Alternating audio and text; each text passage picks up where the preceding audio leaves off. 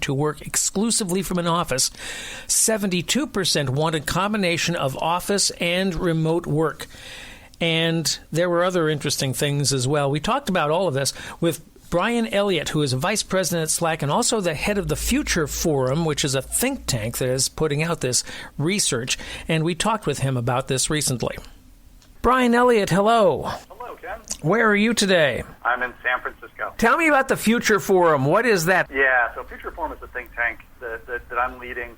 It is research that we're doing into the world of work, the shift to remote, the impact it's had on people around the globe. It's also a set of conversations we're having across companies about what's working and what's not for people.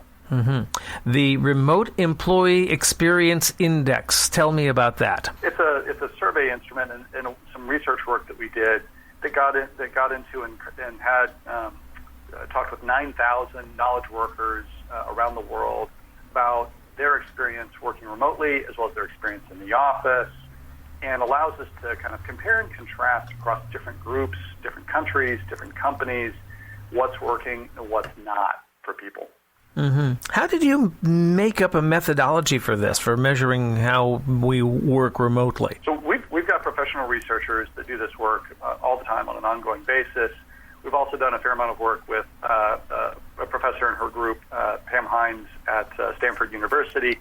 And these are people that sort of professionally study, work habits of people and have over decades figured out like how to ask the right questions to get at, how are people feeling about their work-life balance, their stress levels, their productivity, their sense of belonging, kind of core elements that come together to tell you whether or not people are being effective and feel good about their job. Mm-hmm. So what did you find out with this? What we found out is that people really don't want to go back to a fixed 9 to 5, 5 days a week in an office environment. Even given all the challenges that people are facing, for most people, working remote has actually been better on average than working in the office. There are elements of the office that people miss in terms of belonging and relationships. They don't need to do that on a 9 to 5 fixed schedule 5 days a week. What people really want is flexibility. Let them work from home more often, but come into a shared space when they need it. Mm-hmm. So that's interesting. It said 12% of those who responded said they intend to return to working exclusively from an office. 72% want a combination of office and remote work. Is that practical to achieve? For a lot of companies, it is, and it means you have to rethink some of your standards and practices. So if you're a company that leverages more modern tools and technologies like Slack, it's much easier to think about how you replace that physical office with a digital headquarters like Slack, a place where people can share information and share knowledge. The other thing is thinking through your own policies and practices. If you are using meetings 9 to 5 all day long to share information, to get status, and to build relationships, you're going to get burnout from people on that. If you can allow people flexibility to work, a schedule that works better for them, and you can cut some of those meetings out and move them into digital channels like Slack for things like status meetings and checking up on the status of a project. You kind of reserve that team time for harder problem solving and for building on relationships. So from a company perspective, thinking about giving flexibility and replacing your physical office with a digital headquarters is pretty key. And we're already seeing a lot of companies doing that and kind of making those changes because they realize they can get more talented people on a more distributed basis to work for them. What about I want to use the word innovation. If people are apart from each other, they only get together sometime online, does that hinder the innovation process? Can this kind of work backwards on some companies that maybe thrive on innovation and doing new things? Can this be kind of a detriment to that? There's lots of ways to close that gap and to address that. The thought that creativity and innovation comes from putting people into a conference room with a blank whiteboard. It doesn't really work that way. What tends to happen when you do that actually is you get groupthink because the loudest voice dominates the room, or people start correcting each other, and it kind of it actually lowers creativity and innovation. One of the better ways to do it is to think about how you combine both, like letting people think about an idea, come up with their own ideas around it or a problem, write that down, and then when you pull people together, sharing those ideas you get a wider range. You get more good ideas and you get more bad ideas. But the creativity and innovation that comes out of letting people blend that sort of asynchronous work on your own with, coming together to review, to discuss, to filter things, actually yields better innovation and better results. Mm-hmm. So turn them loose and let them go, huh? Turn them loose, let them go, and bring them together. Yeah. People want a blend of both, Mm-hmm. right? People want the ability to be with their coworkers physically as well as digitally from time to time. Mm-hmm. But if you put them back to a rigid 9-to-5 schedule, it really is it detracts from productivity overall, and it's going to be a real challenge for people who want to hire best and brightest. Let's talk about different groups in this. Does remote work impact different groups differently, like people who have kids or, say, groups that have been underrepresented? What does remote work do to them? Yeah, so there's some really interesting findings on that front. People with kids, we love to say parents with kids. I'm a proud dad myself. In the U.S., unfortunately, it's women with children that we find in our study are far more challenged. They're more challenged on work-life balance, on stress, on productivity than men with children. And comparing against other countries, they're actually women with children outside the U.S. look like men with children in the U.S. There's not that great a disparity. So there's some real challenges that companies are being asked to address. If the infrastructure is not there from a country perspective, then companies have to address it, which is give people more flexibility at minimum. Mm-hmm. So that's that side. From a race and ethnicity perspective, it's interesting too. One of our findings, it's pretty challenging. Black employees feel far less supported by their managers than white employees do, which is just scary given everything else we see happening in the environment. Mm-hmm. But one of the things that working remote does is it actually benefits more diverse population sense of belonging. So when we look at Black employees, Asian employees, and Hispanic employees, their sense of belonging working remote is sizably better than it was in the office.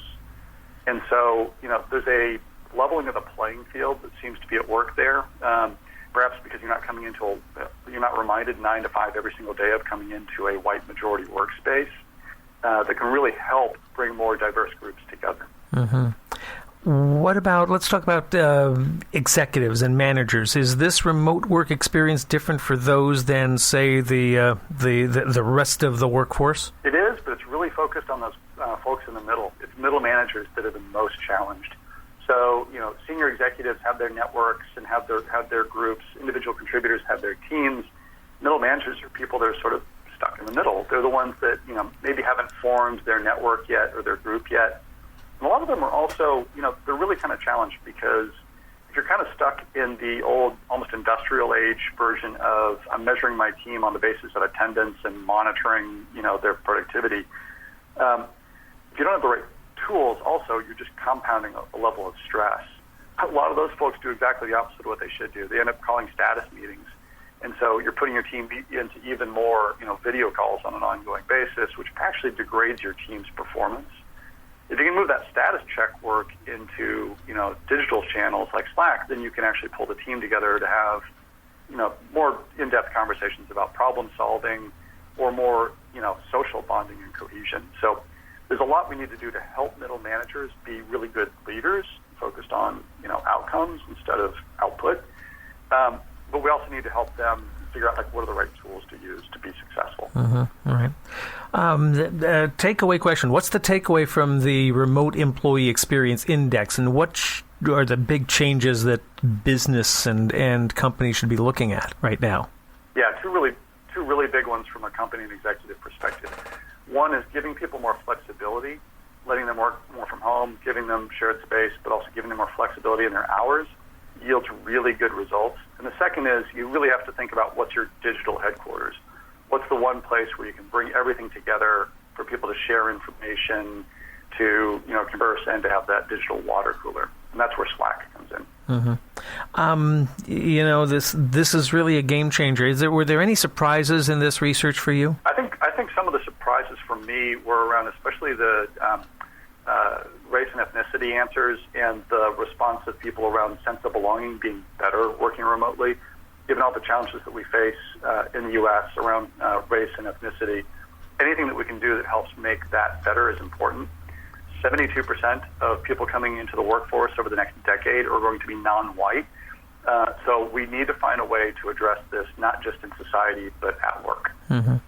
You know, when you take a look at the, not necessarily from a company standpoint and a business standpoint, but the fact that people who are going to be working from home are not going to be driving into the office, and that's going to make changes for the general, cities and towns, that they're not going to have these influx of workers coming in. Restaurants won't have as many people in their eateries. There won't be as much business going on in stores around those places, and those things. There's a whole lot of churning about with this remote work when you look at the expanded picture of this. Yeah, it's going to be really interesting to see what happens. If you come back, though, to that, like 72% of people want flexibility, not full-time remote, they're probably still going to want to be close enough to an office that they can come in a couple times a week.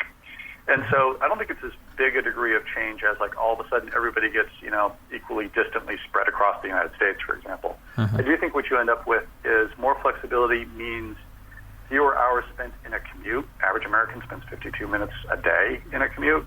That gives people back a bunch of time with their families. It does mean, fewer cars on the road, a little bit less pollution. It does mean that, the restaurant business shifts a little bit in terms of its balance and where it goes. But I do think you end up with, more flexibility yields better results for people overall. There we go. Where can we find the Remote Employee Experience Index? Is there a place we can go and find it online if we want more info? Slack.com, SLACK, is a great place to start, and you can navigate to it from there. Is there a Future Forum website?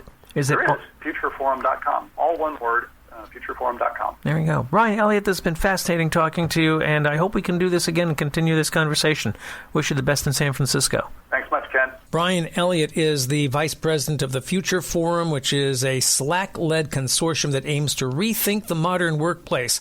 Again, that study is called the Remote Employee Experience Index. And if you go to the Slack website, you can find it, and also futureforum.org. I'm sure we'll have that for you as well.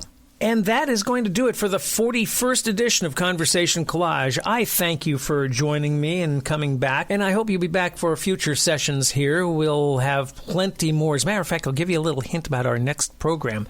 We're going to talk about barbecue and cuisine with a guy who's actually a friend of mine and a coworker elsewhere. And we'll talk about his YouTube channel and about barbecue itself. Any time is barbecue time, right? Yeah. You have a fine time here, and I hope you've enjoyed our program here.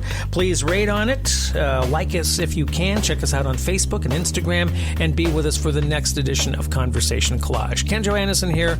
Be good to yourself.